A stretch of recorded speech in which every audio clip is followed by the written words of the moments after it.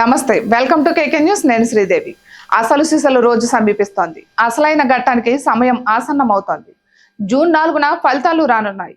ఈ నెల 13న పోలింగ్ ముగియగా 3 వారాల తర్వాత ఫలితాలు రానుండడంతో అందరూ టెన్షన్ తోనే గడిపారు. ఫలితాలకు ముందే రేపు సాయంత్రం ఎగ్జిట్ పోల్స్ వెల్లడి కానున్నాయి. అయితే ఇలా ఎగ్జిట్ పోల్స్ ప్రకటించే సంస్థల్లో కొన్నింటికే క్రెడిబిలిటీ ఉంది. దీంతో ఎగ్జిట్ పోల్ ఫలితాలు నిజమవుతాయా లేదా అన్నది చూడాలి. మరి ఇప్పటికే ఎన్నికలకు ముందు సర్వేల్లో మిశ్రమ ఫలితాలు వచ్చాయి.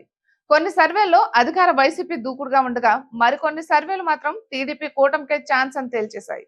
అయితే ఓటింగ్ శాతం పెరగడంతో పాటు ప్రభుత్వంపై వ్యతిరేకత కనిపించడంతో కూటమికి అనుకూల ఫలితాలు వస్తాయని సంకేతాలు వస్తున్నాయి. ఇక ఈ తరుణంలో మెజార్టీ ఎగ్జిట్ పోల్స్ వైసీపీకి వ్యతిరేకంగా ఫలితాలు ఇవ్వనున్నాయని తెలుస్తోంది. అదే జరిగితే కౌంటింగ్ వరకు వైసీపీ శ్రేణులను తీసుకువెళ్లడం అసాధ్యమని నాయకత్వం భావిస్తోంది. అందుకే ఎగ్జిట్ పోల్స్ నిర్వాహకులను వైసీపీ ఆశ్రయించినట్లు సమాచారం. అనుకూల ఫలితాలు ఇవ్వాలని ఒత్తిడి పెంచుతున్నట్లు తెలుస్తోంది. ఇందుకు గాను భారీగా ముట్ట చెప్పేందుకు కూడా సిద్ధపడినట్లు ప్రచారం కొనసాగుతోంది. వైసీపీ అధికారంలోకి వచ్చిన తర్వాత సోషల్ మీడియాతో పాటు సర్వేలకు ఎనలేని ప్రాధాన్యం ఇస్తూ వచ్చింది.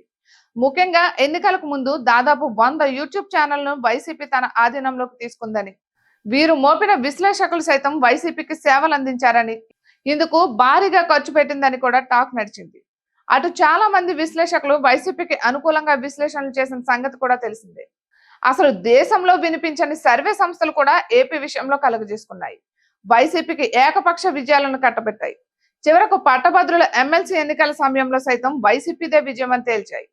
దీని వెనుక వైసీపీ ప్రలోభాల పర్వం ఉందని ఆరోపణలున్నాయి. ఇప్పుడు ఎన్నికల కౌంటింగ్ కు ముందు ఎగ్జిట్ పోల్స్ ఫలితాల్లో వైసీపీకి వ్యతిరేకంగా ఇస్తే ఇబ్బందికర పరిస్థితులు తప్పవని ఆ పార్టీ భావిస్తోంది. అందుకే ఏకంగా ఎగ్జిట్ పోల్స్ సర్వే సంస్థలను ప్రభావితం చేసే పనిలో ఉందని తెలుస్తోంది. అందులో ఎంతవరకు వాస్తవం ఉందో చూడాలి. మరి ఇక ఇటువంటి మరెన్నో వీడియోస్ కోసం కేకే న్యూస్ తెలుగు ఛానల్ ని సబ్స్క్రైబ్ చేసుకోండి.